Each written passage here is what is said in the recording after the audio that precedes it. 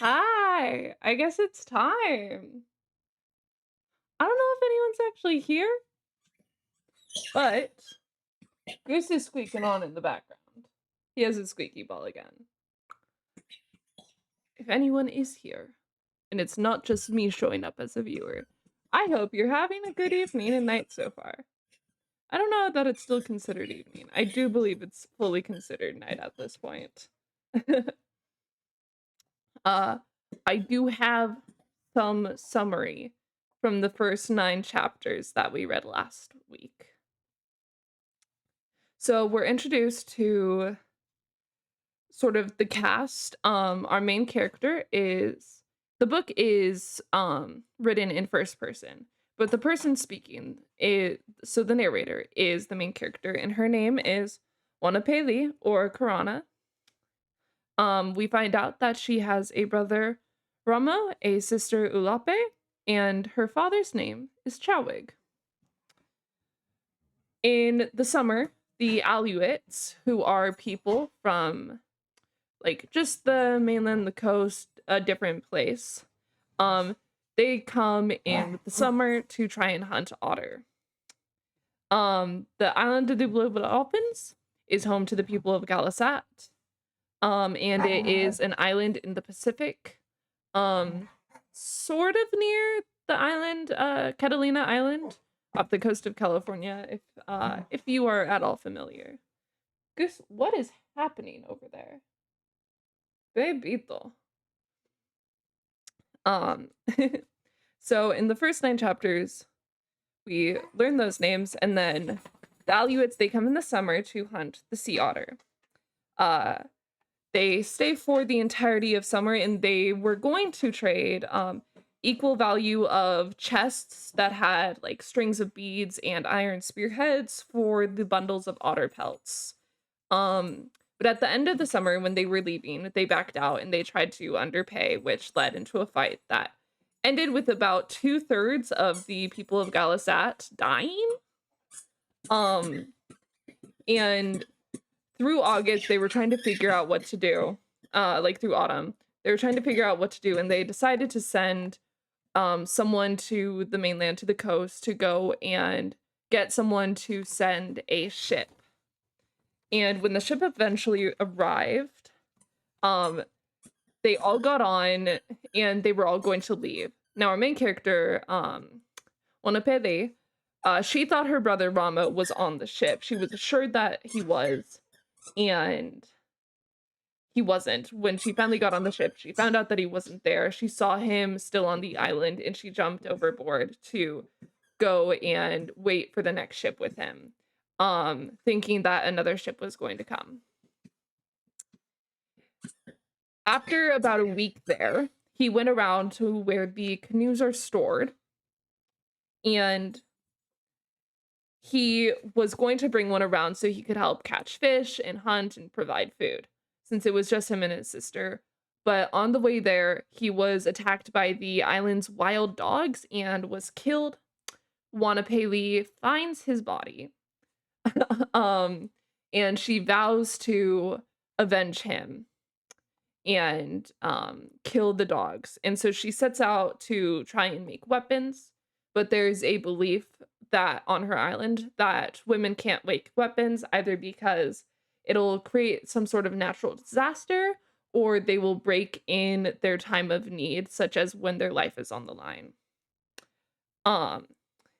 So she eventually creates a bow and arrows, and it ends on chapter 9 with winter and spring passing. And that is where we currently pick off in chapter 10.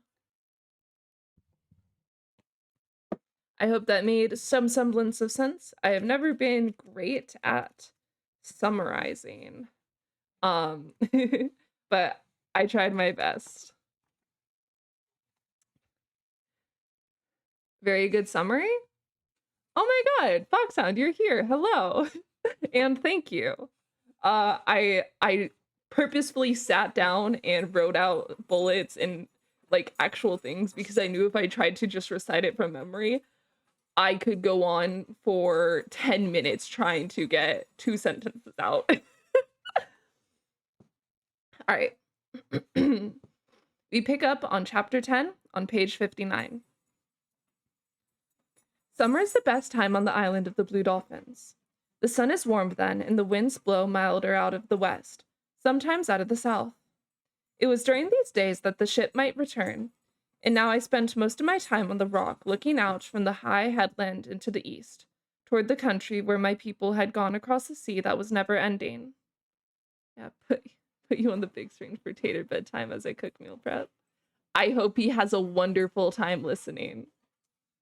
It's a good thing I hid my toes. They are hidden. Okay.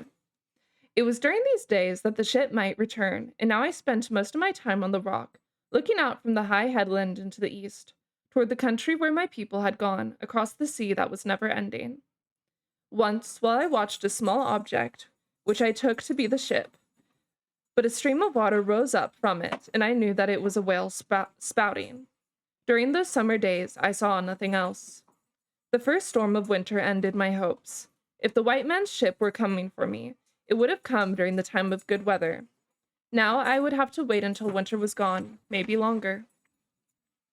The thought of being alone on the island while so many suns rose from the sea and went slowly back into the sea filled my heart with loneliness. I had not felt so lonely before because I was sure that the ship would return as Mataseyap had said it would. Now my hopes were dead. Now I was really alone. I could not eat much, nor could I sleep without dreaming terrible dreams. The storm blew out of the north, sending big waves against the island and winds so strong that I was unable to stay on the rock. I moved my bed to the foot of the rock and for protection kept a fire going through the night. I slept there 5 times. The first night, the dogs came and stood outside the ring made by the fire. I killed 3 of them with the arrows, but not the leader, and they did not come again. On the 6th day, when the storm had ended, I went to the place where the canoes had been hidden and let myself down over the cliff. This part of the shore was sheltered from the wind, and I found the canoes just as they had been left. The dried food was still good, but the water was stale, so I went back to the spring and filled a fresh basket. I had decided during the days of the storm, when I had given up hope of seeing the ship, that I would take one of the canoes and go to the country that lay toward the east. I remembered how Kimki, before he had gone, had asked the advice of his ancestors who had lived many ages in the past, who had come to the island from that country, and likewise the advice of Zuma, the medicine man who held power over the wind and the seas. But these things I could not do, for Zuma had been killed by the Alouettes, and in all my life I had never been able to speak with the dead, though many times I had tried. Yet I cannot say that I was really afraid as I stood there on the shore. I knew that my ancestors had crossed the sea in their canoes, coming from that place which lay beyond. Kimki too had crossed the sea, but I was not nearly so skilled with a canoe as these men. But I must say that whatever might befall me on the endless waters did not trouble me. It meant far less than the thought of staying on the island alone, without a home or companions, pursued by wild dogs, where everything reminded me of those who were dead and those who had gone away. Of the 4 canoes stored there against the cliff, I chose the smallest, which was still very heavy because it could carry 6 people. The task that faced me was to push it down the rocky shore and into the water, a distance 4 or 5 times its length. This I did by first removing all the large rocks in front of the canoe. Then I filled in all these holes with pebbles, and along this path laid down long strips of kelp, making a slippery bed. The shore was steep, and once I got the canoe to move with its own weight, it slid down the path and into the water. The sun was in the west when I left the shore. The sea was calm behind high cliffs. Using the 2-bladed paddle, I quickly skirted the south part of the island. As I reached the sandspit, the wind struck. I was paddling from the back of the canoe because you can go faster kneeling there, but I could not handle it in the wind. Kneeling in the middle of the canoe, I paddled hard and did not pause until I had gone through the tides that run fast around the sandspit.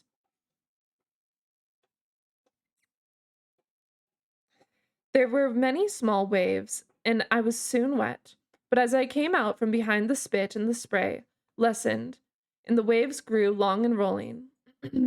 Though it would have been easier to go the way they slanted, This would have taken me in the wrong direction. I therefore kept them on my left hand, as well as the island, which grew smaller and smaller behind me. At dusk, I looked back. The island of the blue dolphins had disappeared. This was the first time that I felt afraid. There were only hills and waves of water around me now. When I was in a valley, I could see nothing, and when the canoe rose out of it, only the ocean stretching away and away. Night fell, and I drank from the basket. The water cooled my throat. The sea was black, and there was no difference between it and the sky. The waves made no sound among themselves, only faint noises as they went under the canoe or struck against it. Sometimes the noises seemed angry, and at other times like people laughing. I was not hungry because of my fear. The first star made me feel less afraid. It came out low in the sky, and it was in front of me, toward the east. Other stars began to appear all around, but it was this one I kept my gaze upon. It was in the figure that we call a serpent, a star which shone green, and which I knew. Now and then it was hidden by mist, yet it always came out brightly again. Without this star, I would have been lost, for the waves never changed. They came always from the same direction, and in a manner that kept pushing me away from the place I wanted to reach. For this reason, the canoe made a path in the black water like a snake. But somehow I kept moving toward the star which shone in the east. The star rose high, and then I kept the North Star on my left hand, the one we call the star that does not move. The wind grew quiet. Since it always died down when the night was half over, I knew how long I had been traveling and how far away the dawn was. About this time, I found that the canoe was leaking. Before dark, I had emptied one of the baskets in which food was stored and used it to dip out the water that came over the sides. The water that now moved around my knees was not from the waves. I stopped paddling and worked with the basket until the bottom of the canoe was almost dry. Then I searched around, feeling in the dark along the smooth planks, and found the place near the bow where the water was seeping through a crack as long as my hand and the width of a finger. Most of the time it was out of the sea, but it leaked whenever the canoe dipped forward in the waves. The place between the planks were filled with black pitch which we gather along the shore. Lacking this, I tore a piece of fiber from my skirt and pressed it into the crack which held back the water. Dawn broke in a clear sky, and as the sun came out of the waves, I saw that it was far off on my left. During the night, I had drifted south of the place I wished to go, so I changed my direction and paddled along the path made by the rising sun. There was no wind on this morning, and the long waves went quietly under the canoe. I therefore moved faster than during the night. I was very tired, but more hopeful than I had been since I left the island. If the good weather did not change, I would cover many leagues before dark. Another night and another day might bring me within sight of the shore, toward which I was going. Not long after dawn, while I was thinking of this strange place and what it would look like, the canoe began to leak again. This crack was between the same planks, but was larger, and close to where I was kneeling. The fiber I tore from my skirt and pushed into the crack held back most of the water which seeped in whenever the canoe rose and fell with the waves. Yet I could see that the planks were weak from one end to the other, probably from the canoe being stored so long in the sun, and that they might open along their whole length if the waves grew rougher. It was suddenly clear to me that it was dangerous to go on. The voyage would take 2 more days, perhaps longer. By turning back to the island, I would not have nearly so far to travel. Still, I could not make up my mind to do so. The sea was calm, and I had come far. The thought of turning back after all this labor was more than I could bear. Even greater was the thought of the deserted island I would return to, living there alone and forgotten. For how many suns and how many moons? The canoe drifted idly on the calm sea, while these thoughts went over and over in my mind. But when I saw the water seeping through the crack again, I picked up the paddle. There was no choice except to turn back toward the island. I knew that only by the best of fortune would I ever reach it. The wind did not blow until the sun was overhead. Before that time, I covered a good distance, pausing only when it was necessary to dip water from the canoe. With the wind, I went more slowly and had to stop more often because of the water spilling over the sides, but the leak did not grow worse. This was my first good fortune. The next was when a swarm of dolphins appeared. They came swimming out of the west, but as they saw the canoe, they turned around in a great circle and began to follow me. They swam up slowly and so close that I could see their eyes, which are large and the color of the ocean. Then they swam on ahead of the canoe, crossing back and forth in front of it, diving in and out as if they were weaving a piece of cloth with their broad snouts. Dolphins and animals are of good omen. It made me happy to have them swimming around the canoe, and though my hands had begun to bleed from the chafing of the paddle, just watching them made me forget the pain. I was very lonely before they appeared, but now I felt that I had friends with me and did not feel the same. The blue dolphins left me shortly before dusk. They left as quickly as they had come, going on into the west, but for a long time I could see the last of the sun shining on them. After night fell, I could still see them in my thoughts, and it was because of this that I kept on paddling when I wanted to lie down and sleep. More than anything, it was the blue dolphins that took me back home. Fog came with the night, yet from time to time I could see the star that stands high in the west, the red star called Magat, which is part of the figure that looks like a crawfish and is known by that name. The crack in the planks grew wider, so I had to stop often to fill it with fiber and to dip out the water. The night was very long, longer than the night before. Twice I dozed, kneeling there in the canoe, though I was more afraid than I had ever been. But by the morning time, when it broke clear, and in front of me lay the dim line of the island like a great fish sunning itself on the sea. I reached it before the sun was high, the sandspit and its tides that bore me into the shore.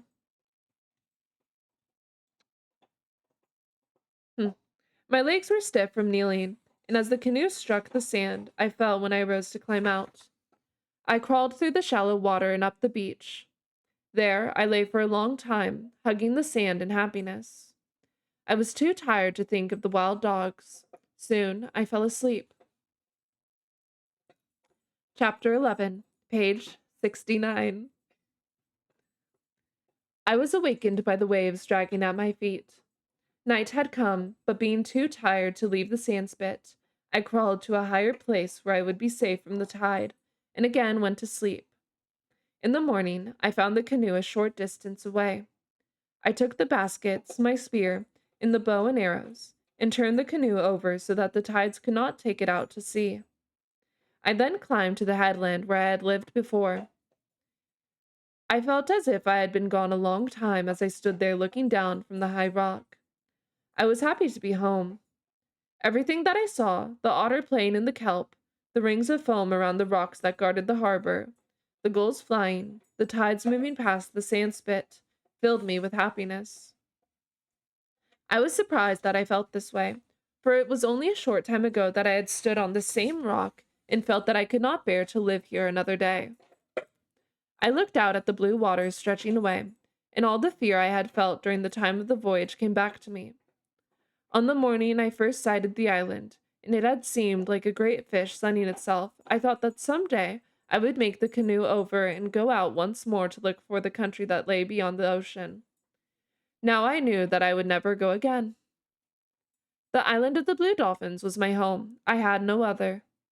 It would be my home until the white men returned in their ship. But even if they came soon, before next summer, I could not live without a roof or a place to store my food. I would have to build a house. But where?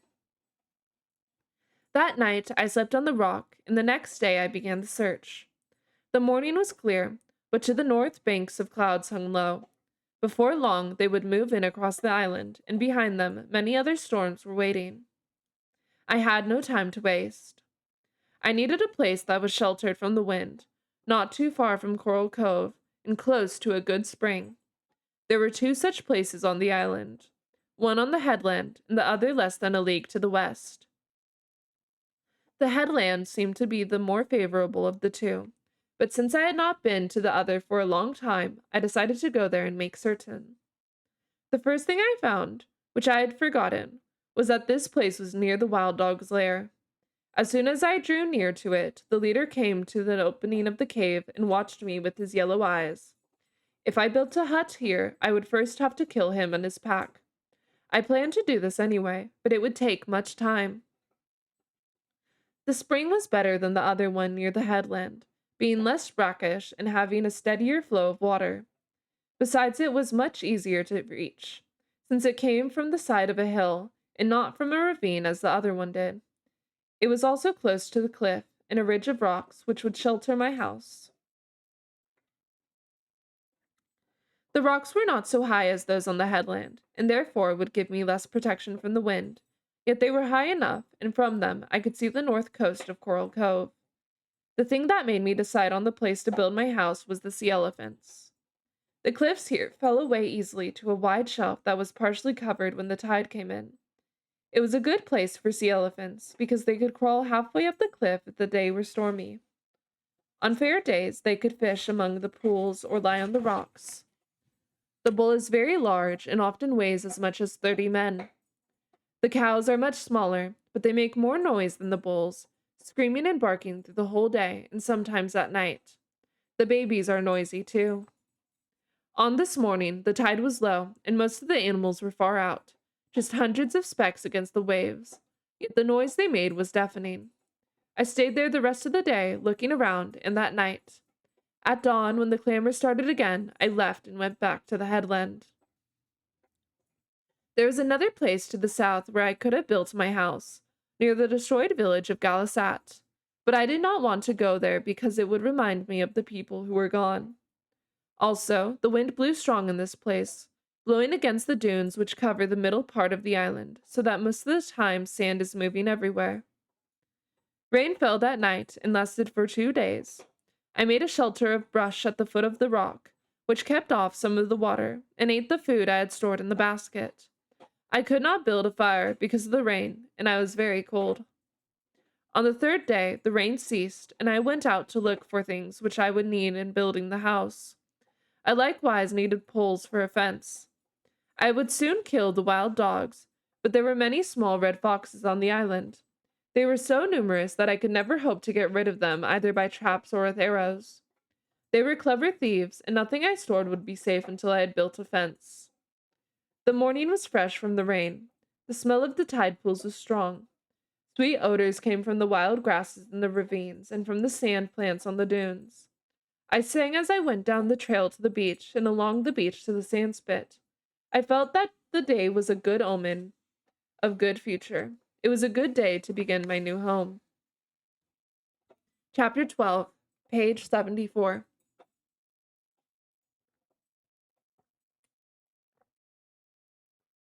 Hydration.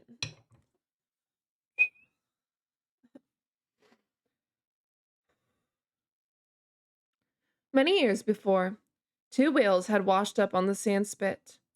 Most of the bones had been taken away to make ornaments, but ribs were still there, half buried in the sand. These I used in making the fence. One by one, I dug them up and carried them to the headland.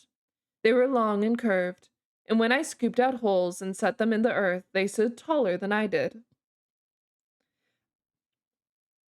I put the ribs together with their edges almost touching, and standing so that they curved outward, which made them impossible to climb.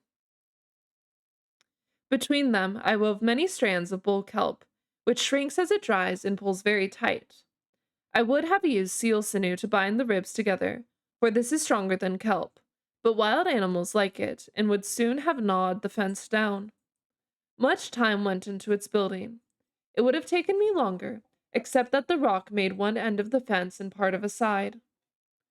For a place to go in and out, I dug a hole under the fence just wide and deep enough to crawl through. The bottom and sides I lined with stones. On the outside, I covered the hole with a mat woven of brush to shed the rain, and on the inside with a flat rock which I was strong enough to move. I was able to take 8 steps between the sides of the fence, which gave me all the room I would need to store the things I gathered and wished to protect. I built the fence first because it was too cold to sleep on the rock, and I did not like to sleep in the shelter. I had made. Yeah. Wait, no. The sentence keeps going. I built the fence first because it was too cold to sleep on the rock, and I did not like to sleep in the shelter I had made until I was safe from the wild dogs. The house took longer to build than the fence, because it rained many days and because the wood which I needed was scarce. There was a legend among our people that the island had once been covered with tall trees. This was a long time ago, at the beginning of the world, when Tumayowit and Mukat ruled. The two gods quarreled about many things. Tumayowit wished people to die. Mukat did not. Tumayowit angrily went down to another world under this world, taking his belongings with him. So people die because he did. In that time, there were tall trees, but now there were only a few in the ravines, and these were small and crooked. It was very hard to find one that would make a good pole. I searched many days, going out early in the morning and coming back at night, before I had found enough for the house. I used the rock for the back of the house. In the front I left open, since the wind did not blow from this direction. The poles I made of equal length, using fire to cut them, as well as a stone knife, which caused me much difficulty because I had never made such a tool before. There were 4 poles on each side, set in the earth, and twice that many for the roof. These I bound together with sinew and covered with female kelp, which has broad leaves. The winter was half over before I finished the house, but I slept there every night and felt secure because of the strong fence. The foxes came when I was cooking my food and stood outside gazing through the cracks, and the wild dogs also came, gnawing at the whale ribs, growling because they could not get in. I shot 2 of them, but not the leader. While I was building the fence in the house, I ate shellfish and perch, which I cooked on a flat rock. Afterwards, I made 2 utensils. Along the shore there were stones that the sea had worn smooth. Most of them were round, but I found 2 with hollow places in the center, which I deepened and broadened by running them together with sand. Using these to cook in, I saved the juices of the fish, which are good and were wasted before. For cooking seeds and roots, I wove a tight basket of fine reeds, which was easy because I had learned how to do it from my sister Ulape. After the basket had dried in the sun, I gathered lumps of pitch on the shore, softened them over the fire, and rubbed them on the inside of the basket so that it would hold water. By heating small stones and dropping them into a mixture of water and seeds in the basket, I could make gruel. I made a place for fire in the floor of my house, hollowing it out and lining it with rocks. In the village of Galisat, we made new fires every night, but now I made one fire, which I covered with ashes when I went to bed. The next night, I would remove the ashes and blow on the embers. In this way, I saved myself much work. There were many gray mice on the island, and now that I had food to keep from one meal to the other, I needed a safe place to put it. On the face of the rock, which was the back wall of my house, were several cracks as high as my shoulder. These I cut out and smoothed to make shelves where I could store my food, and the mice could not reach it. By the time winter was over and grass began to show green on the hills, my house was comfortable. I was sheltered from the wind and rain and prowling animals. I could cook anything I wished to eat. Everything I wanted was there at hand. It was now time to make plans for getting rid of the wild dogs which had killed my brother, and would kill me should they ever come upon me unarmed. I needed another and heavier spear, also a larger bow and sharper arrows. To collect the material for these weapons, I searched the whole island, taking many suns to do so. This left only the nights to work on them. Since I could not see well by the dim fire I used for cooking, I made lamps of the dried bodies of little fish, which we call sai-sai. The sai-sai is the color of silver, and not much bigger than a finger. On nights when the moon shines full, these little fish come swimming out of the sea in schools so thick that you can almost walk on them. They come with the waves and twist and turn on the sand as if they were dancing. I caught many basketfuls of sai-sai and put them out in the sun. Hung up by their tails from the poles of the roof, they made much odor, but burned with a very clear light. I made the bow and arrows first, and was pleased when I tried them that I could shoot farther and much straighter than I had before. The spear I left to the last. I wondered as I smoothed and shaped the long handle and fitted a stone collar around the end, both to give the spear weight and to hold the spear point. If I could make this point the way the men of our tribe did, from the tooth of a sea elephant. Goose, I'm trying to read, baby. Thank you. I know. I know. Someone just got home across from us. Yeah. Good boy. Thank you so much. Thank you so much.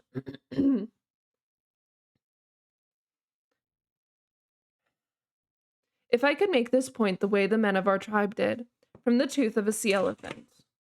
Many nights I thought about it, wondering how I could possibly kill one of these great beasts. I could not use a net of kelp, because that needed the strength of several men, nor could I remember that a bull elephant had ever been killed with an arrow or a spear.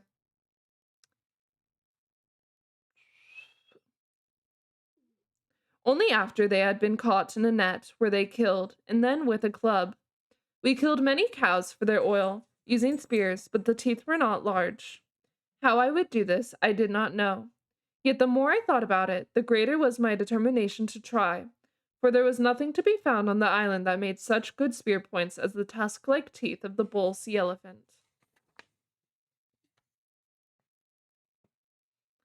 Chapter 13, page 80. I did not sleep much the night before I went to the place of these sea elephants. I thought again about the law that forbade women to make weapons. I wondered if my arrows would go straight, and if they did, would they pierce the animal's tough hide? What if one of the bulls turned on me? What if I were injured and then had to fight the wild dogs as I dragged myself homeward? I thought about these things most of the night, but with the sun I was up and on my way to the place where the sea elephants lived. When I reached the cliff, the animals had left the reef and gathered along the shore. Like gray boulders, the bulls sat on the pebbly slope. Below them, the cows and their babies played in the waves. Perhaps it is not right to speak of young sea elephants as babies, for they are as large as a man. But they are still babies in many ways. They follow their mothers around, waddling along on their flippers like children learning to walk, making crying sounds and sounds of pleasure that only the young make. And before they will leave the shore and learn to swim, their mothers have to push them into the sea, which is often difficult to do because of their size. Some distance separated the bulls from each other, for they are bad-tempered, very jealous by nature, and quick to fight over anything that displeases them. There were 6 of them below me on the slope, each sitting alone like a great chief, watching his herd of cows and babies. The cow has a smooth body and a face that looks much like that of a mouse, with a sharp-pointed nose and whiskers, but the bull is different. His nose has a large hump on it, which hangs down over his mouth. His skin is rough and looks like wet earth that is dried in the sun and cracked. He is an ugly animal. From the top of the cliff, I looked down at each of the sea elephants and tried to choose the smallest of the 6. They were all the same size, save one, which was the farthest from me and partially hidden by a rock. He was about half as large as the others, a young bull. Since no cows were playing among the waves in front of him, I knew that he did not have a herd of his own, and for that reason would not be so wary or quickly angered. What are you doing? What are you doing? You're very cute, but you're rolling around weird. You fighting with the pillow? Yeah. You better win. Fucking rude. Can't just say Hyago. No. The sea elephants are very ugly. See, Goose agrees.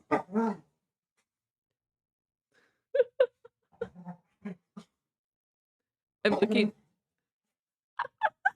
I'm so happy my mic catches the noises he makes. I'm looking at the like sound bar.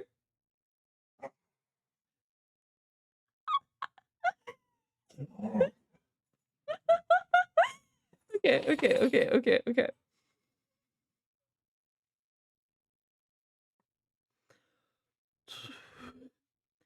Quietly, I let myself down over the edge of the cliff. To reach him, I had to pass behind the others, being careful not to alarm them. They fear nothing and would not move if they saw me, but it was better, I thought, not to put them on their guard.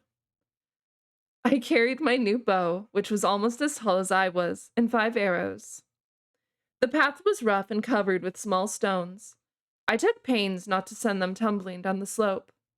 I was also careful not to be seen by the cows, which got alarmed easily and would have warned the rest of the herd with their cries. I crawled behind a big rock near the young bull. I then got to my feet and fitted an arrow to the bow, although I suddenly remembered my father's warning that, because I was a woman, the bow would break. The sun was far in the west, but luckily my shadow fell away from the young bull. The distance between us was short, and his back was turned squarely toward me. Still, I did not know where to place the first arrow, whether in his shoulders or in his head. The skin of the sea elephant is rough, yet very thin, but beneath it are thick layers of fat, and though his body is large, his head is small and make a poor target. While I stood there behind the rock, not knowing what to do, again aware of my father's warning that a bow in the hands of a woman would always break in a time of danger, the animal began to move toward the shore. At first, I thought that by some chance he had heard me. I soon saw that he was on his way toward the cows that belonged to the old bull sitting nearby. The sea elephant moves fast in spite of his size, waddling along on his great flippers which he uses like hands. The bull was nearing the water. I let the arrow go, and it went straight. At the last instant, he changed directions, and, though the bow did not break, the arrow passed harmlessly to one side. I had failed to notice that the old bull was moving down the slope until I heard stones grating against each other.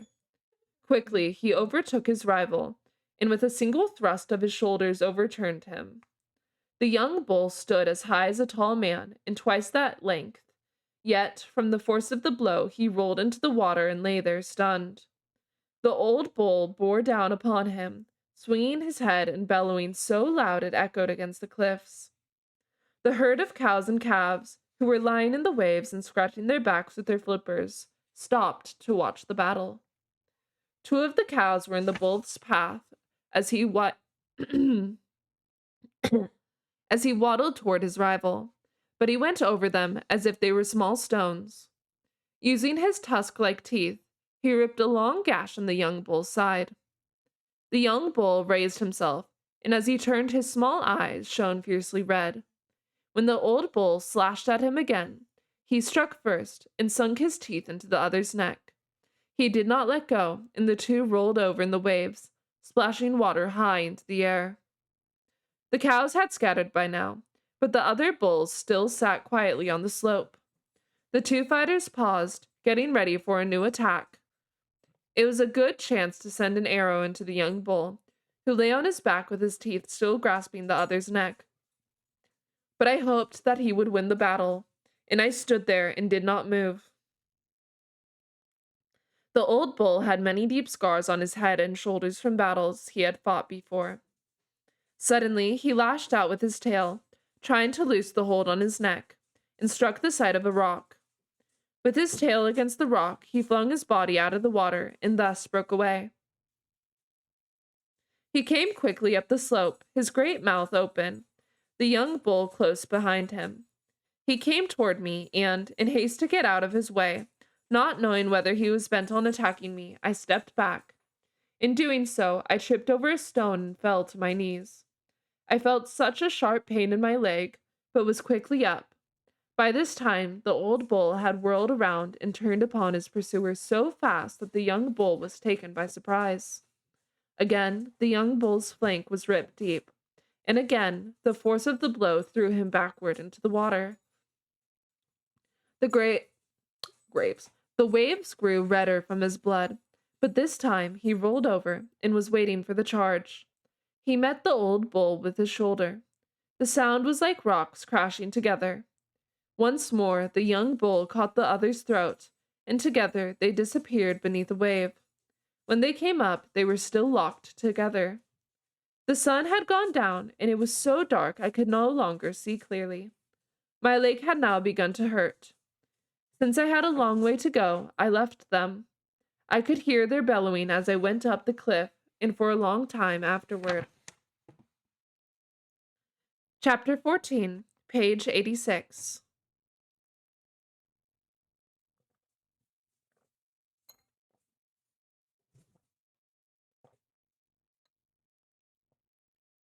Okay.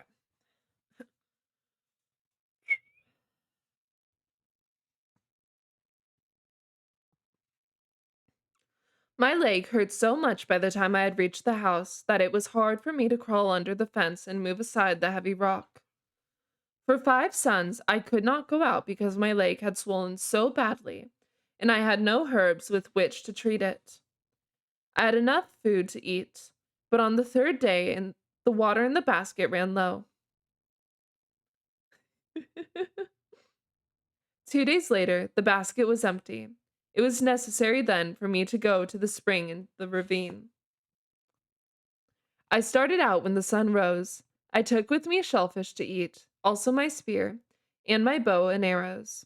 I went very slowly, for I had to crawl on my hands and knees, carrying the food tied to my back and dragging the weapons. I imagine Tater probably waddles into combat too. There was a short way to the spring, but it was over so many rocks which I could not climb, so I had to take a longer way through the brush. I reached the ravine when the sun was overhead. The spring was not far off, and I rested there, though I was very thirsty, cutting a lobe from a cactus bush to chew on. Wait, that's really cute. He prances. To be so stubby.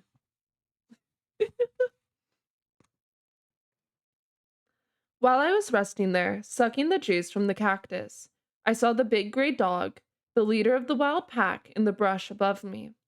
His head was down and he was moving slowly, sniffing the tracks I had made. He saw me soon after I saw him and stopped. Behind him was the rest of the pack, trotting along one after the other. The pack stopped too. I took up my bow and fitted an arrow, but as I did this, the big dog faded away into the brush and was quickly followed by the others. In the time of one breath, they were gone. There was nothing to aim my arrow at.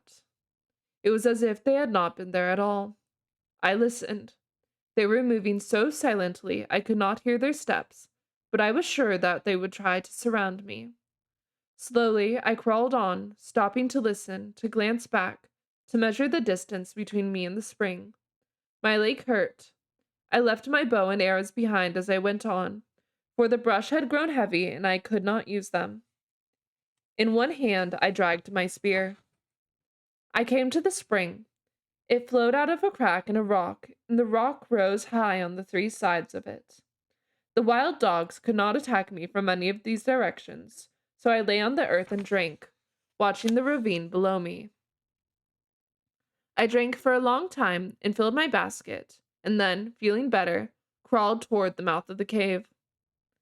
A ledge of black rock ran out above it.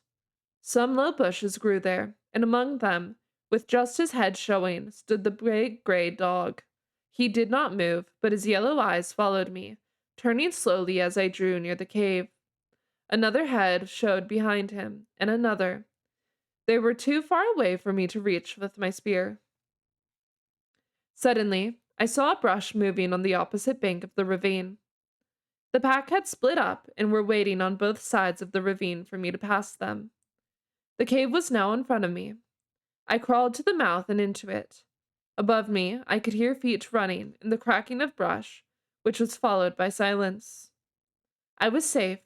I knew the wild dogs would come back, and they did as night fell, stalking along in the brush until morning, but not venturing close. Although the mouth of the cave was small, once you were inside, it spread out and you could stand up. Water drooped from the roof, and the cave was cold without a fire, but here I stayed for 6 suns until my leg was well, crawling out only once to fetch water from the spring. While I was living there, I decided that I would make the cave into another house, where I could stay should I again get hurt or sick. And this I did as soon as I was strong and could walk.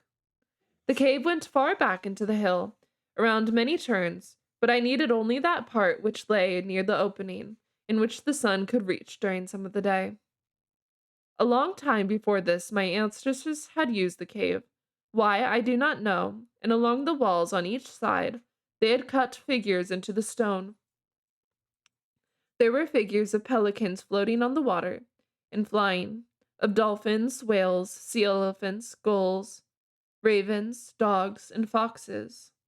Near the opening of the cave, they had also cut two deep basins in the stone, which I decided to use for storing water since they held much more than the baskets. I made shelves in the side of the rock, as I had done in the other house, and gathered shellfish and seeds to store there. I also gathered herbs from the hill above the spring in case I should need them. The bow and arrows I had first made I likewise took into the cave. At the last, after I had made a good bed of seaweed and collected dry wood for my fires, I closed the opening with stones, except for a small hole at the top which I could crawl through. All this I did, thinking of the days I had been sick and without water. It was hard work, much of it a man's work, but not until I was finished did I go back to the place where the sea elephants lived. The tide was low when I reached it. Far up on the slope lay the body of the old bull. Gulls had picked his bones clean, but I found what I had come for. Some of the teeth were as long as my hand and half its width. They were curved at the tops, and some were broken, but when I had ground the best of them down with sand, I had for my work 4 good spear points, broad at the bottom and very sharp at the ends. I made 2 more spears from these points, and at last was ready to go to the cave of the wild dogs. Chapter 15, page 91. I am grabbing a goddamn jacket. I am so cold.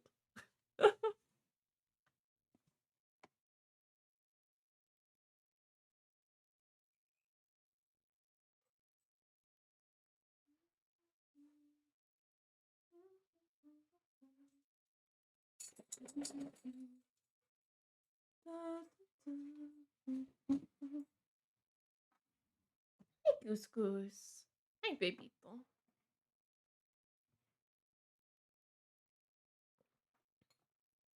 Alright.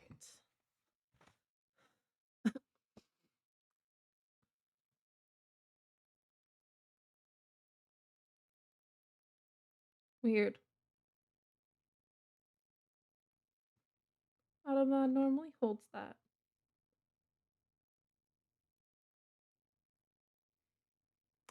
Alright.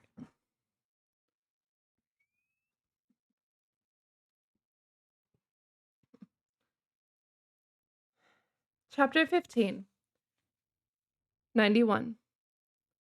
There had been wild dogs on the island of blue dolphins as long as I remember, but after the Aleuts had slain most of the men of our tribe, and their dogs had left to join the others, the pack became much bolder. It spent the nights running through the village, and during the day was never far off, but it was then that we made plans to get rid of them. But the ship came, and everyone left Galisat. I am sure that the pack grew bolder because of their leader, the big one with the thick fur around his neck and yellow eyes. I had never seen this dog before the Aleuts came, and no one else had, so he must have come with them and been left behind when they sailed away. He was much larger dog than any of ours, which besides have short hair and brown eyes. I was sure that he was an Aleut dog. Already I had killed 4 of the pack, but there were many left, more than in the beginning, for some had been born in the meantime. The young dogs were even wilder than the old ones. I first went to the hill near the cave when the pack was away, and collected armloads of brush which I placed near the mouth of their lair. Then I waited until the pack was in the cave. It went there early in the morning to sleep after it had been spent the night prowling. I took with me the big bow and 5 arrows and 2 of the spears. I went quietly circling around the mouth of the cave and came up to it from the side. There I left all of my weapons except 1 spear. I set fire to the brush and pushed it into the cave. If the wild dogs heard me, there was no sound from them. Nearby was a ledge of rock which I climbed, taking my weapons with me. The fire burned high. Some of the smoke trailed out over the hill, but much of it stayed in the cave. Soon the pack would have to leave. I did not hope to kill more than 5 of them, because I only had that many arrows. But if the leader was one of the 5, I would be satisfied. It might be wiser if I waited and saved all my arrows for him, and this I decided to do. None of the dogs appeared before the fire died. 3 ran out and away, 7 more followed, and a long time afterwards, a like number. There were many more still left in the cave. The leader came next. Unlike the others, he did not run away. He jumped over the ashes and stood at the mouth of the cave, sniffing the air. I was so close to him that I could see his nose quivering, but he did not see me until I raised my bow. Fortunately, I did not frighten him. He stood facing me, his front legs spread as if he were ready to spring. His yellow eyes narrowed to slits. The arrow struck him in the chest. He turned away from me, took one step, and fell. I sent another arrow toward him, which went wide. At this time, 3 more dogs trotted out of the cave. I used the last of my arrows and killed 2 of them. Carrying both of the spears, I climbed down from the ledge and went through the brush to the place where the leader had fallen. He was not there. While I had been shooting at the other dogs, he had gone. He could not have gone far because of his wound, but though I looked everywhere, around the ledge, where I had been standing and in front of the cave, I did not find him. I waited for a long time, and then went inside the cave. It was deep, but I could see clearly. Far back in a corner was the half-eaten carcass of a fox. It was beside a black dog with 4 gray pups. One of the pups came slowly toward me, a round ball of fur that I could have held in my hand. I wanted to hold it, but the mother leaped to her feet and bared her teeth. I raised my spear as I backed out of the cave, yet I did not use it. The wounded leader was not there. Night was coming, and I left the cave, going along the foot of the hill that led to the cliff. I had not gone far on this trail that the wild dogs used when I saw the broken shaft of an arrow. It had been gnawed off near the tip, and I knew it was from the arrow which had wounded the leader. Farther on, I saw his tracks in the dust. They were uneven, as if he were traveling slowly. I followed them toward the cliff, but finally lost them in the darkness. The next day, and the next, it rained, and I did not go to look for him. I spent those days making more arrows, and on the 3rd day, with these arrows and my spear, I went out along the trail the wild dogs had made to and from my house. Goose, how did you... What? Is that a wrapper? Is that a wrapper? Why do you have that? No. You cannot have that. I know, baby.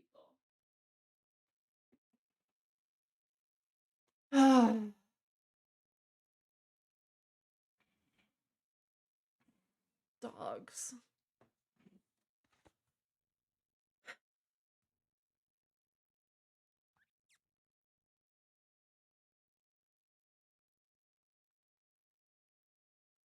Goose causing chaos. Not chaos so much as just interrupting the scheduled program.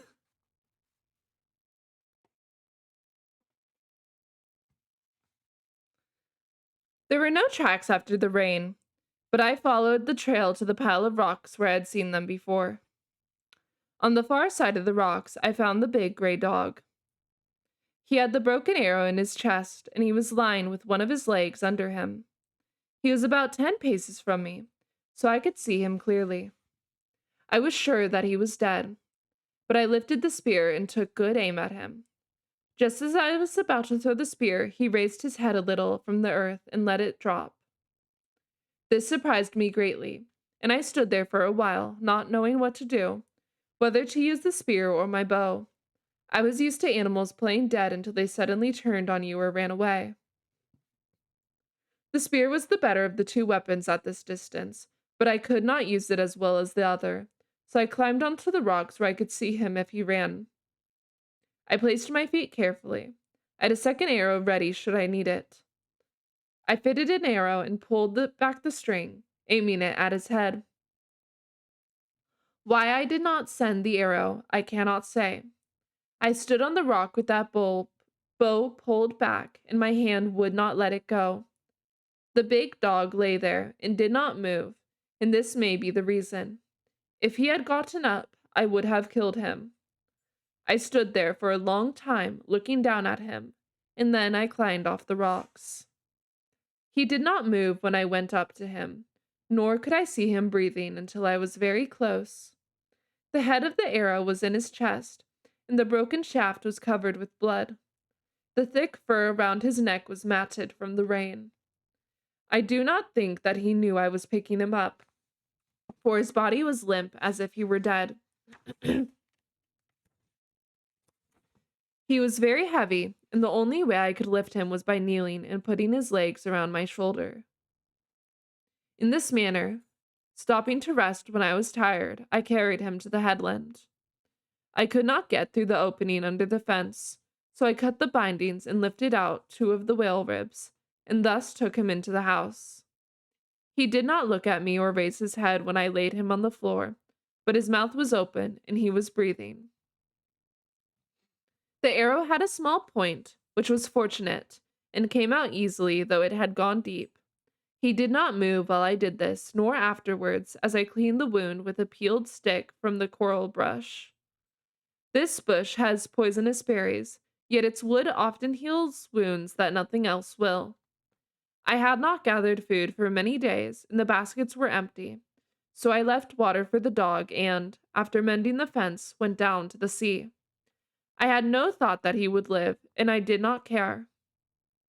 All day I was among the rocks gathering shellfish, and only once did I think of the wounded dog, my enemy, lying there in the house, and then to wonder why I had not killed him.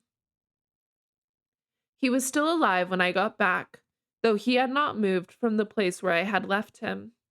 Again I cleaned the wound with a coral twig. I then lifted his head and put water in his mouth, which he swallowed. This was the first time that he had looked at me since the time I had found him on the trail. His eyes were sunken, and they looked out at me from far back in his head. Before I went to sleep, I gave him more water. In the morning, I left food for him when I went down to the sea, and when I came back home, he had eaten it. He was lying in the corner, watching me. While I made a fire and cooked my supper, he watched me. His yellow eyes followed me wherever I moved. That night, I slept on the rock, for I was afraid of him, and at dawn, as I went out, I left the hole under the fence open so he could go. But he was there when I got back, lying in the sun, with his head on his paws. I had speared 2 fish, which I cooked for my supper. Since he was very thin, I gave him one of them, and after he had eaten it, he came over and lay down by the fire, watching me with his yellow eyes that were very narrow and slanted up at the corners. 4 nights I slept on the rock, and every morning I left the hole under the fence open so he could leave. Each day I speared a fish for him, and when I got home, he was always at the fence waiting for it. He would not take the fish from me, so I had to put it on the ground. Once I held out my hand to him, but at this he backed away and showed his teeth. On the 4th day, when I came back from the rocks early, he was not there at the fence waiting. A strange feeling came over me. Always before when I returned, I had hoped that he would be gone, but now as I crawled under the fence, I did not feel the same. I called out, "Dog, dog," for I had no other name for him. I ran toward the house, calling it. He was inside. He was just getting to his feet, stretching himself and yawning. He looked first at the fish I had carried and then at me and moved his tail. That night I stayed in the house. Before I fell asleep, I thought of a name for him, for I could not call him Dog. The name I thought of was Rontu, which means in our language, fox eyes. Chapter 16, page 99. We are officially past halfway through the book. The white man's ship did not return that spring or in the summer, but every day, whether I was on the headland or gathering shellfish on the rocks or working on my canoe, I watched for it. I also watched for the red ship of the Alouettes. I was not sure what I would do if the Alouettes came. I could hide in the cave which I had stored with food and water, for it was surrounded by thick brush, and the mouth of the ravine could only be reached from the sea. The Aleuts had not used the spring, and did not know about it because there was another one closer to where they had camped. But they might come upon the cave by chance, and then I must be ready to flee. For this reason, I worked on the canoe I had abandoned on the spit. I went to the place where the others were hidden, but they were dried out and cracked. Also, they were too heavy for a girl to push into the water, even a girl as strong as I was. The tides had almost buried the canoe, and I labored many days to dig it out of the sand. Since the weather was warm, I did not go back and forth to my house on the headland, but cooked my meals on the sand spit, and at night and slept in the canoe, which saved much time. Even this canoe was too big for me to pull easily in and out of the water, so I set about making it smaller. I did this by loosening all the planks, by cutting the sinews and heating the pitch that bound them together. I then shaped these planks to half their length, using sharp knives made from a black stone which is to be found at one place on the island, and bound them back together with fresh pitch and sinews. The canoe, when I had finished, was not so beautiful as it had been before, but I could now lift one end of it and drag it through the waves. All the time I was working on the canoe, which was most of that summer, Rontu was with me. He was either sleeping in the shade of the canoe or running up and down the sandspit chasing the pelicans that roost there in great numbers because there are numerous fish nearby. He never caught any of the birds, yet he would keep trying until his tongue hung out of his mouth. He had learned his name quickly, and many words that meant something to him. Zalwit, for example, which is our word for pelican, and nape, which means fish. I talked to him often, using these words and other words, and many that he did not understand, just as though I were talking to one of my people. Rontu, I would say after he had stolen a special fish I had speared for my supper, tell me why it is that you are such a handsome dog, and yet such a thief. He would put his head to one side, and then the other, although he knew only two of the words, and look at me. Or I would say, it is a beautiful day. I've never seen the ocean so calm, and the sky looks like a blue shell. How long do you think these days will last? Rontu would look up at me just the same, though he understood none of the words, acting as if he did. Because of this, I was not lonely. I did not know how lonely I had been until I had Rontu to talk to.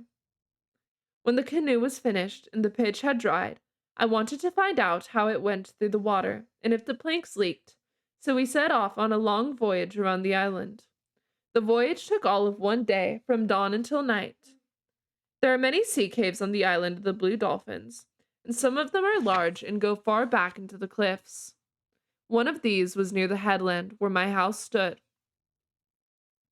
The opening was narrow, not much wider than the canoe, but once we were inside, it spread out and was larger than my place on the headland. The walls were black and smooth and slanted far up over my head. The water was almost as black, except where light came through the opening. Here it was a gold color, and you could see fish swimming around. They were different from the fish on the reefs, having larger eyes and fins that drift out from their bodies like kelp. This place opened into another, which was smaller, and so dark I could see nothing. It was very silent in there, with no sound of the waves on the shore, and only the lapping of the water against the rocky walls. I thought of the god Tumayowit, who had become angry at Mukhat and gone down, down into another world, and I wondered if it were not such a place as this that he had gone. Far ahead was a spot of light no larger than my hand. So instead of turning back, which I felt like doing, I drifted toward it, around many turnings, and came at last to another room much like the first. Along one side was a wide shelf of rock, which ran out to the sea through a narrow opening. The tide was full, and yet the shelf was out of the water. It was a fine place to hide a canoe, which could be lifted out and stored there where no one else could find it. The ledge joined the cliff just below my house. All I needed was the trail down to the cave, and then the canoe would be close at hand. We have made a great discovery, I said to Rontu. Rontu did not hear me. He was watching a devilfish just beyond the opening of the cave. This fish has a small head with eyes that bulge and many arms. All day Rontu had been barking at the cormorants, the gulls, the seals, at everything that moved.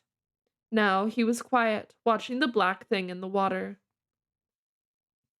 I let the canoe drift along and knelt down out of sight until I could pick up my spear.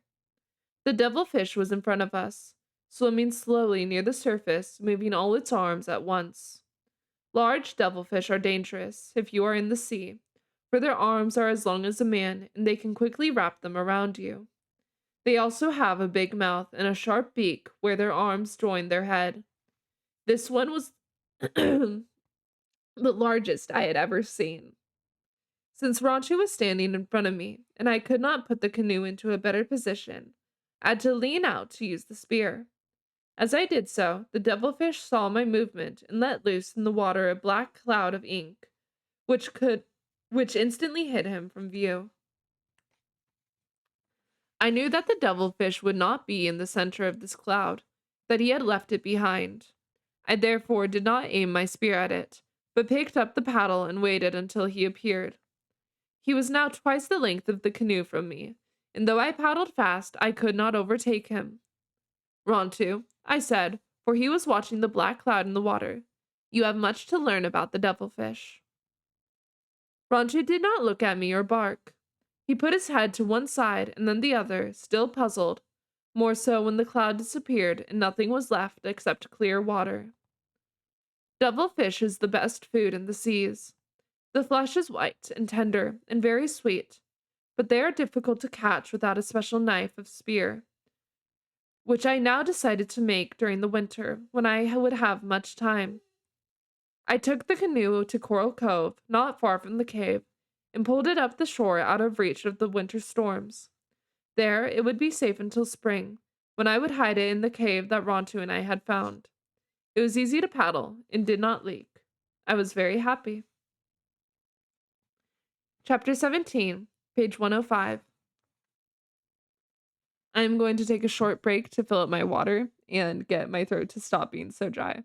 I will be right back.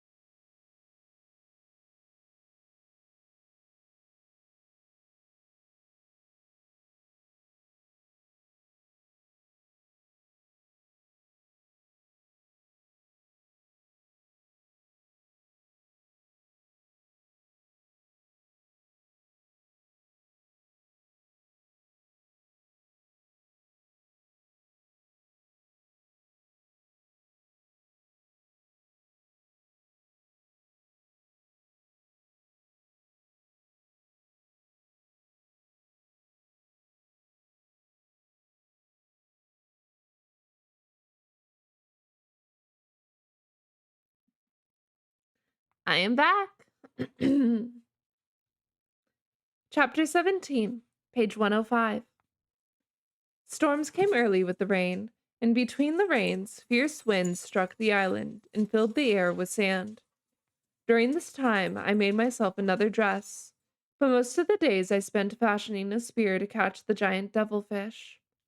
I had seen this spear made, as I had seen my father make bows and arrows, yet I knew little about it, no more than I had about the others. Still, I remembered how it looked and how it was used. From these memories, I made it after many errors and many hours of work, sitting on the floor while Rontu slept nearby and the storm beat up on the roof.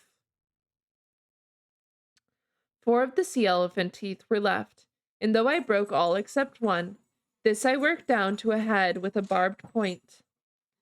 Then I made a ring and fastened it to the end of the shaft, and into this ring fitted the head, which was tied to a long string made of braided sinew.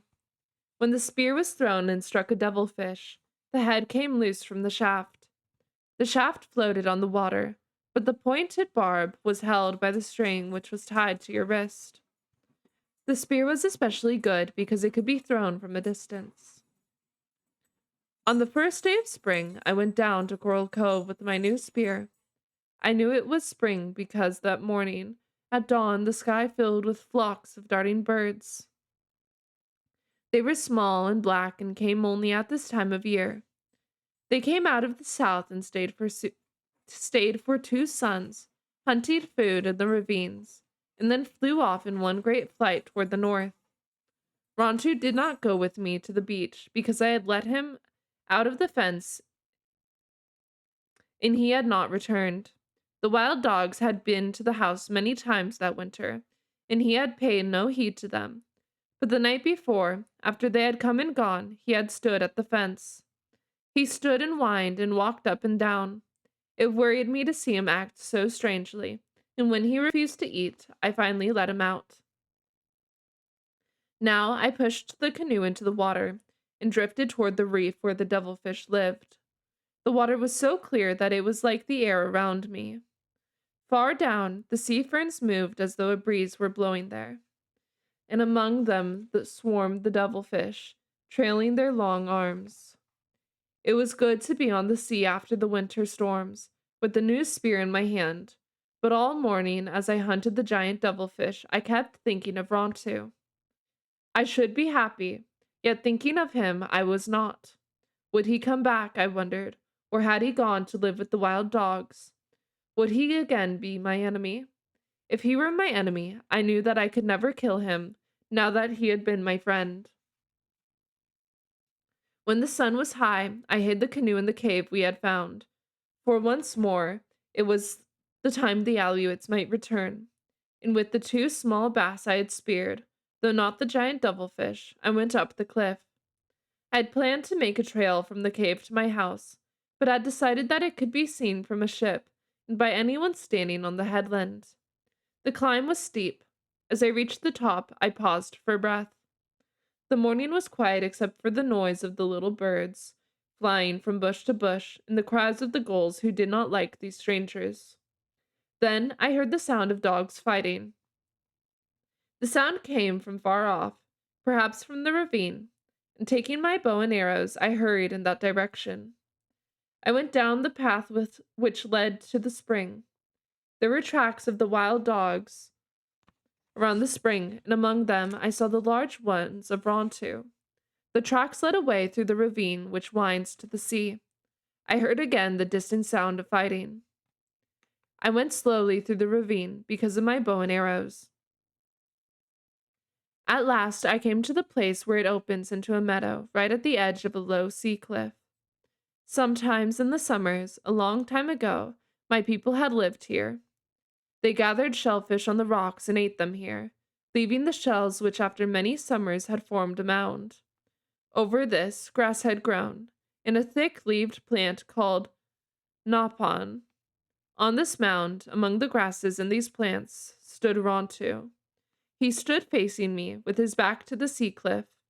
In front of him, in a half circle, were the wild dogs. At first, I thought the pack had driven him there against the cliff, and were getting ready to attack him. But I soon saw that two dogs stood out from the rest of the pack, between it and Rontu, and that their muzzles were wet with blood. One of these dogs was the leader who had taken Rontu's place when he had come to live with me. The other one, which was spotted, I had never seen. The battle was between Rontu and these two dogs. The rest were there to fall upon whichever was beaten. So great was the noise made by the pack, they had not heard me as I came through the brush, nor did they see me now as I stood at the edge of the meadow. They sat on their haunches and barked, with their eyes fixed on the others, but I was sure that Rontu knew I was somewhere near, for he raised his head and smelled the air. The two dogs were trotting back and forth along the foot of the mound, watching Rontu. The fight had probably started at the spring, and they had stalked him to this place where he had chosen to fight. The sea cliff was behind him, and they could not reach him from that direction, so they were trying to think of some other way. It would have been easier if one could have attacked him from the back and one from the front. Rontu did not move from where he stood on the top of the mound. Now and again, he lowered his head to lick a wound on his leg, but whenever he did, he always kept his eyes on the two dogs trotting up and down. I could have shot them, for they were within reach of my bow, or driven off the pack, yet I stood in the brush and watched. This was the battle between them and Rontu. If I stopped it, they would surely fight again, perhaps at some other place less favorable to him.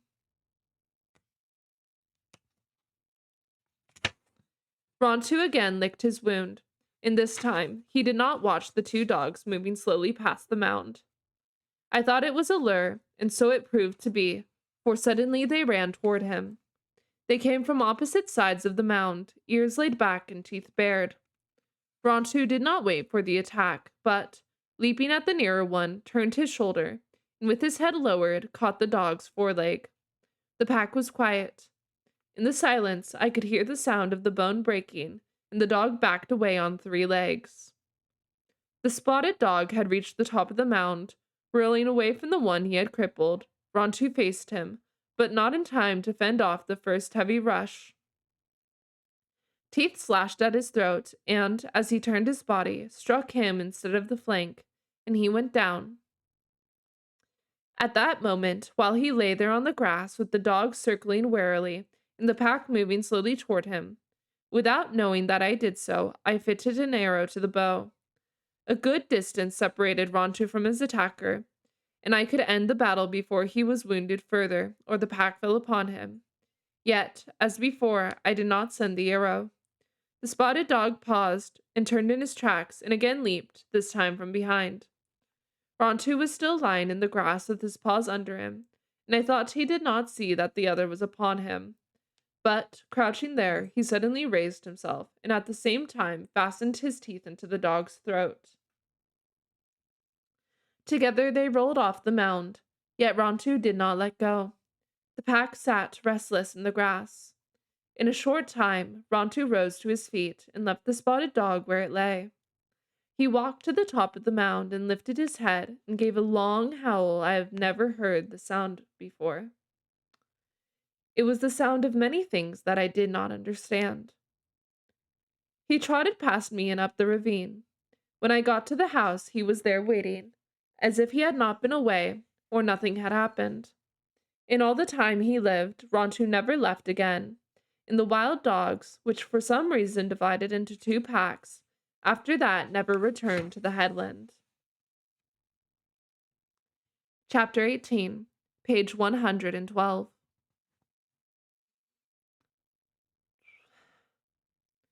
Flowers were plentiful that spring because of the winter's heavy rains. The dunes were covered with mats of sandflowers, which are red and have tiny eyes that are sometimes pink and sometimes white. Yuccas grew tall among the rocks of the ravine. Their heads were clustered with curly globes no larger than pebbles, in the color of the sun when it rises. Lupines grew there when the springs ran. From the sunny cliffs, in the crevices where no one would think anything could grow, sprang the little red and yellow fountains of the communial bush. Birds were plentiful too. There were many hummers, which can stand still in the air and look like bits of polished stone and have long tongues to sip honey with. There were blue jays, which are very quarrelsome birds, and black and white peckers that pecked holes into the yucca stalks and the poles of my roof, even in the whalebones of the fence. Red-winged blackbirds also came flying out of the south, and flocks of crows, and a bird with a yellow body and scarlet head, which I had never seen before. A pair of these birds made a nest in a stunted tree near my house. It was made from strings of the yucca bush, and had a small opening at the top and hung down like a pouch. The mother laid two speckled eggs, which she and her mate took turns sitting on. After the eggs hatched, I put shreds of abalone under the tree, and these she fed her young. The young birds were not like their mother and father, being gray and very ugly. But anyway, I took them from the nest and put them in a small cage I made of reeds. So later in the spring, when all the birds except the crows left the island and flew off to the north, I had these two for friends.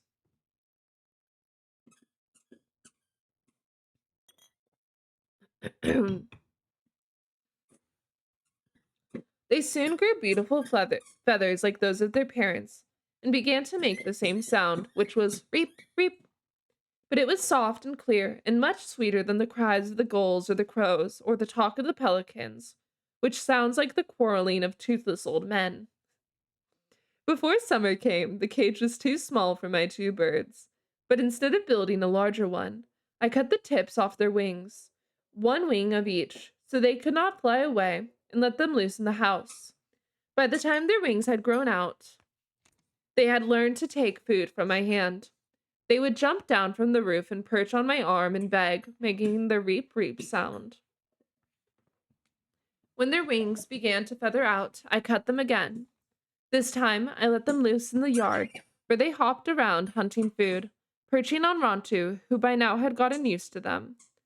The next time they feathered out, I did not trim their wings, but they never flew farther away than the ravine that would always come back at night and sleep, no matter how much they had eaten, to ask for food. One, because he was larger, I called Tanor. I named him after a young man I liked who had been killed by the Alouettes. The other was called Larai, which was a name I wished I had been called instead of Karana. During the time that I was taming the birds, I made another skirt. This one I also made of yucca fibers, softened in water and braided into twine. I made it just like the others, with folds running lengthwise. It was open on both sides and hung to my knees. The belt I made of sealskin, which could be tied in a knot. I also made a pair of sandals from sealskin, for walking over the dunes when the sun was hot, or just to be dressed up when I wore my new skirt of yucca twine. Often, I would put on the skirt and the sandals and walk along the cliff with Rontu. Sometimes I made a wreath of flowers and fastened it in my hair. After the Alouettes had killed our men at Coral Cove, all the women of our tribe had singed their hair short as a sign of mourning. I had singed mine, too, with a bundle of twigs. But now it had grown long again and came to my waist. I parted it and let it fall down my back, except when I wore a wreath. Then I made braids and fastened them with long whalebones. I also made a wreath for Rontu's neck, which he did not like. Together we would walk along the cliff, looking at the sea, and though the white man's ship did not return that spring, it was a happy time. The air smelled of flowers and birds sang everywhere.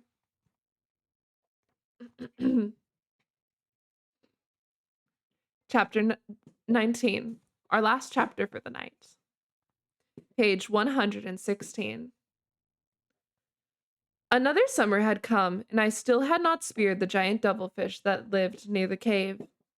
Every day during the spring, Rontu and I went to look for him. I would put the canoe in the water and paddle slowly through the cave, from one opening to the other, often several times. I saw many devilfish there where the black water is streaked with light, but not the giant one.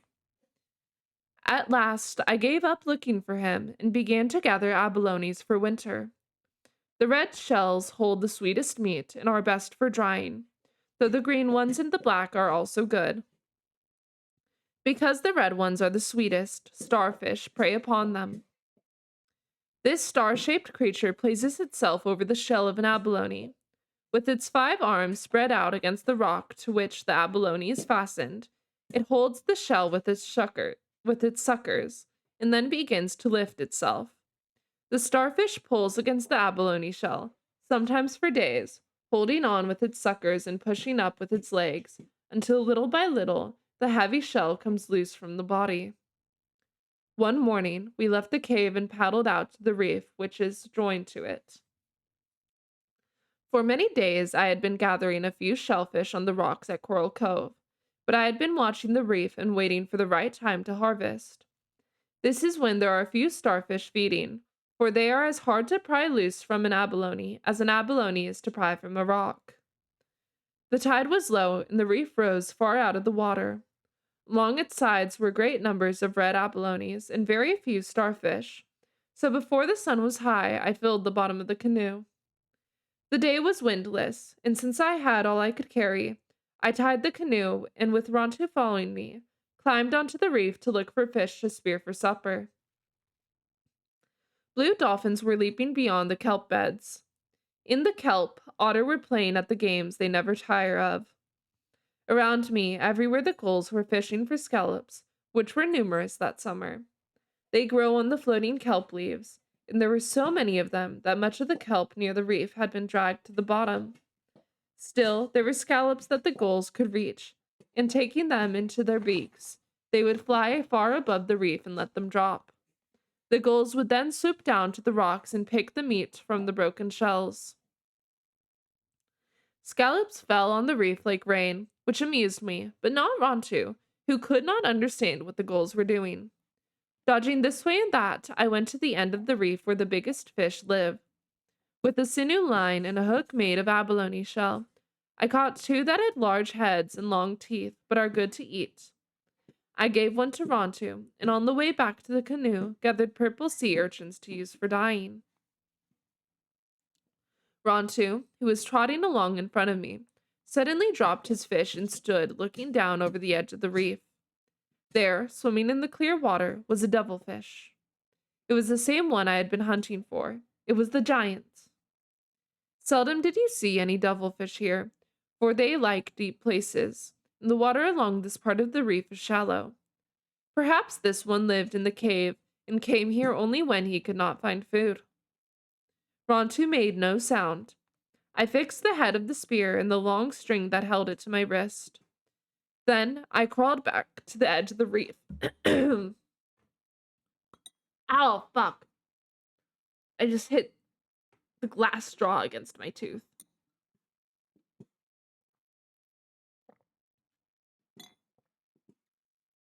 God damn.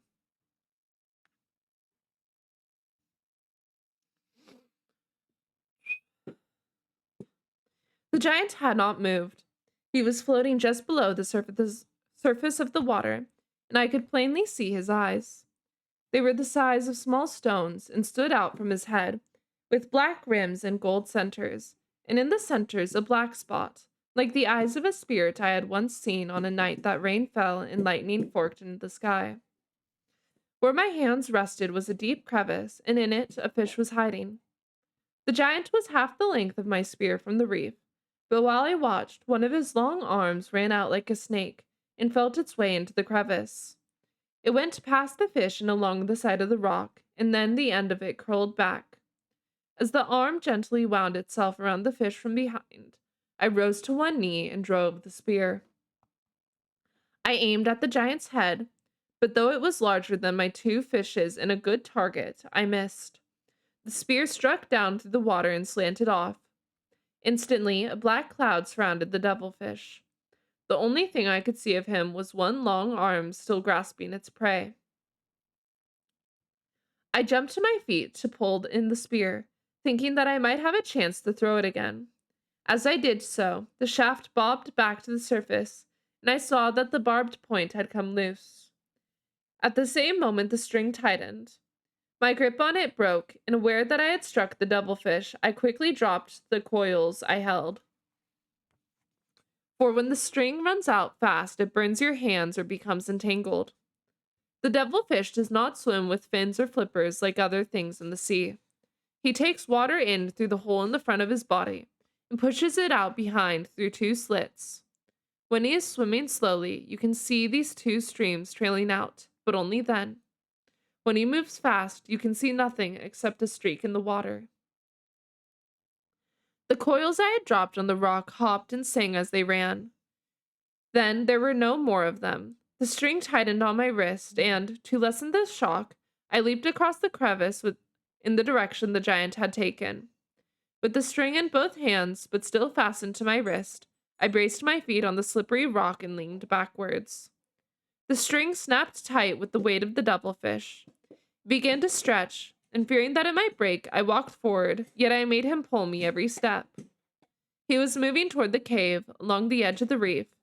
The cave was a good distance away. If he got there, I would surely lose him. The canoe was tied just in front of me. Once I was in it, I could let him pull me until he grew tired. But there was no way to untie the canoe and still hold on to the string. Rontu, all this time, was running up and down the reef, barking and leaping at me, which made my task harder. Step by step, I walked forward until the devilfish was in the deep water close to the cave. He was so close that I had to stop even if the sinew broke and I lost him. Therefore, I braced myself and did not move. The sinew stretched, throwing off drops of water. I could hear it stretch, and I was sure it would break. I did not feel it cutting into my hands, though they bled. The pull suddenly lessened, and I was sure that he was gone. But in the next instant, I saw the string cutting the water in a wide circle. He was swimming off from the cave and the reef toward some rocks that were about twice the length of the string away. He would be safe there too, for among them were many places to hide. I pulled in half the string while he was moving toward the rock, but soon had to let it out. It grew tight and again began to stretch. The water here was only a little over my waist, and I let myself down over the reef. There was a sandbar not far from the rocks, and stepping carefully on the bottom, which was full of holes, I slowly made my way toward it. Rontu swam along by my side. I reached the sandbar before the devilfish could hide himself in the rocks. The string held, and he turned about and once more swam toward the cave. Twice again he did this. Each time I took in some of the string.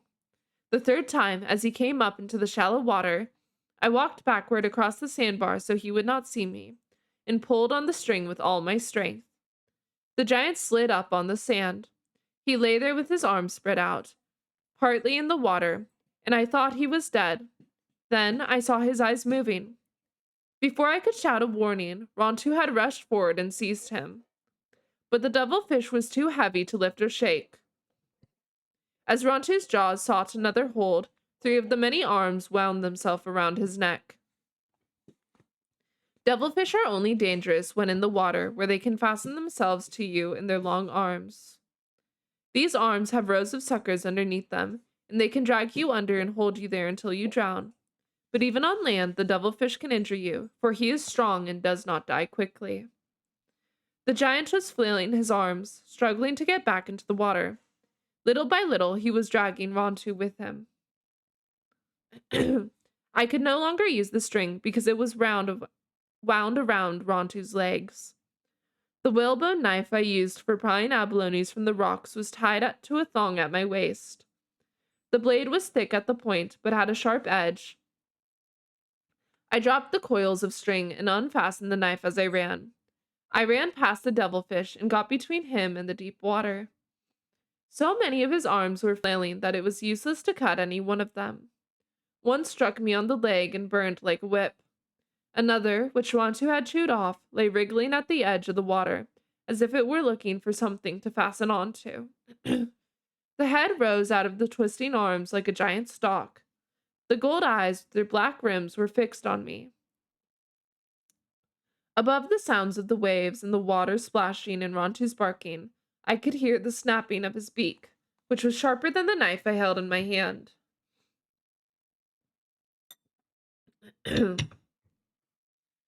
I drove the knife down into his body, and as I did this, I was suddenly covered, or so it seemed, with a countless number of leeches sucking at my skin. Fortunately, one hand was free, the hand that held the knife, and again I struck down through the tough hide. The suckers, which were fastened to me and pained greatly, lessened their hold. Slowly, the arm stopped moving and then grew limp. I tried to drag the devilfish out of the water, but my strength was gone. I did not even go back to the reef for my canoe, though I did take the shaft and the head of the spear, which had cost me much labor, in the sinew line. It was night before Rontu and I got back to the house. Rontu had a gash on his nose from the giant's beak, and I had many cuts and bruises. I saw 2 more giant devilfish along the reef that summer, but I did not try to spear them. And that is the end of chapter 19, which ended on page 124. So, next Wednesday, we will pick up on chapter 20. Let's see. That's how many chapters are in here? 28, 29. Author's note. So we will quite literally finish the book next Wednesday. Very exciting. Hi, Goose Goose. Are you done spinning right at the end of my stream? Did you get all of your chaos out during the stream? Yeah. I hope you guys had a good time. Very nice. Thank you. Yeah. I hope you guys had a good time. I hope you enjoyed listening to me fumble my way through those chapters. My God. Um, yeah, I will see y'all next week. Or I also stream on Sunday, which I'm very excited for. More needy streamer overload. But until then, have a good night, everyone. Bye bye.